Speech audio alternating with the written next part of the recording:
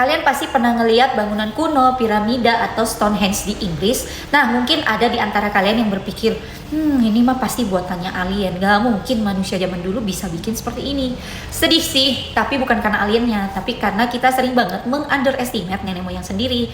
Manusia zaman dulu di segala keterbatasannya, mereka itu pintar, kreatif, dan kuat loh. Kalian pasti udah sering lihat kan Stonehenge yang di Inggris itu, dibangunnya itu ribuan tahun yang lalu, dan batunya itu beratnya 2-25 ton, berat banget. Dan diangkutnya itu dari jarak 25 km sampai 200 km.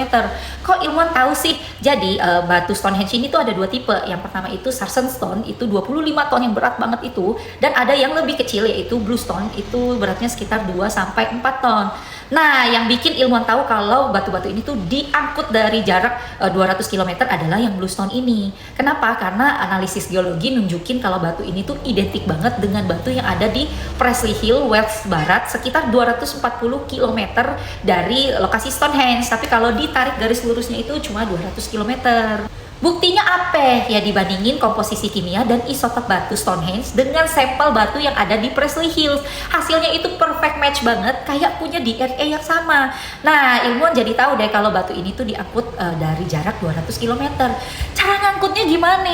Nah, kemungkinan sih pakai kombinasi gulungan batang kayu atau roller teknik. Terus ngapain mereka bawa batu berat bertonton itu? Sebenarnya hipotesisnya itu ada banyak ya. Cuma kemungkinannya itu satu itu tempat ritual, yang kedua itu mungkin festival musiman, yang ketiga itu mungkin panen, perayaan panen atau matahari. Tempat berkumpulnya ribuan orang gitu deh pokoknya.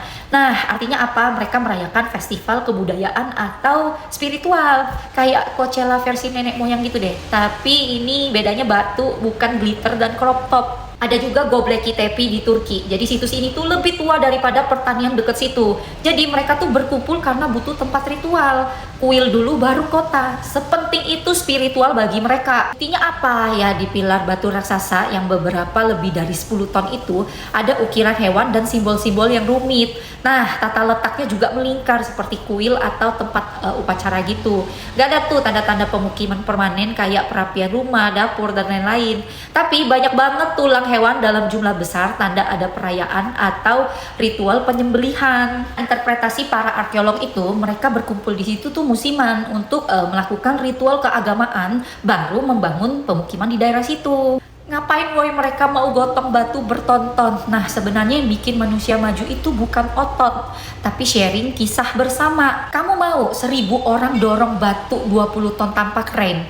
Kamu itu butuh mitos dan simbol, rasa satu suku, pemimpin spiritual, dan tujuan hidup yang lebih besar daripada dirimu sendiri.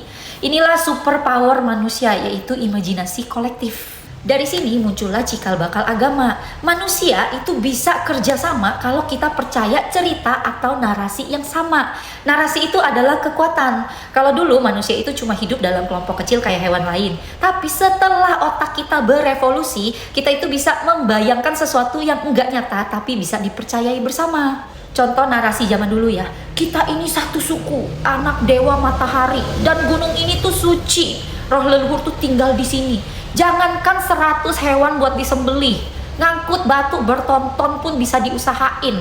Karena narasi spiritual inilah yang bikin ratusan orang tuh mau bekerja sama membangun kuil, mengorbankan diri, dan lain-lain. Intinya cerita-cerita imajiner seperti inilah yang bikin kita manusia bisa bekerja sama ribuan orang tanpa harus saling mengenal. Serigala aja harus kenal dulu baru bisa kerja sama. Tapi manusia kita tuh bisa bikin pasukan, kerajaan, agama, pemerintahan, negara. Semua karena kita percaya pada narasi yang sama. Konsep seperti ini tuh dipopulerin sama Harari di bukunya yang judulnya Sapiens, The Brief History of Humankind. Jadi menurut dia narasi itu lem perekat sosial terbesar sepanjang sejarah umat manusia. Nah, narasi kedua yang tersukses banget yaitu uang. Kalau dipikir-pikir, uang tuh cuma kertas doang, jir. Ya nggak sih? Tapi semua orang percaya kalau uang ini bisa ditukar dengan HP, mobil, rumah. Coba lu kasih uang 100.000 ke monyet, nggak peduli mereka dirobek. Nah, narasinya ini, uang itu bernilai karena semua orang percaya sama nilainya. Selama orang percaya dengan narasi ini, ya ekonomi bakal berjalan kayak biasanya. Contoh yang kedua adalah negara dan bendera. Ini tuh narasi yang kita sepakati bersama. Kita bisa banget loh mati-matian ngedukung tim olahraga Indonesia lagi bertanding di luar. Padahal kita nggak kenal, cuma paling tahu namanya doang. Ini tuh semua bisa karena narasi kita itu satu negara, kita itu satu Indonesia. Nah makanya yang bikin 280 jutaan manusia di Indonesia ini merasa kita tuh seperti satu keluarga setanah air. Nah narasi ini tuh narasi nasionalisme. Satu lagi narasi terkuat kayak Saitama, OP banget, yaitu agama. Nah, agama di sini bukan cuma sekedar Tuhan doang ya, tapi ada makna, moral, dan komunitas juga di dalamnya. Makanya agama tuh bisa menyatukan jutaan orang di berbagai belahan dunia ini. Solidaritas mereka antar beragama tuh tinggi banget. Mereka bisa membela yang seagama sama mereka, padahal nggak saling kenal. Mereka bisa saling support karena semua percaya pada narasi yang sama. Nah, contoh terakhir ya, narasi paling kuat seabad ini. Kamu tahu nggak apa? Yaitu fandom K-pop. Kamu bayangin ya, ARMY itu saling mendukung banget. Blink itu bisa membela Blackpink mati-matian karena narasi mereka satu komunitas. Mereka nggak saling mengenal nih ya, tapi bisa bersatu di konser. Mereka juga bisa berantem habis-habisan membela fandomnya di forum online.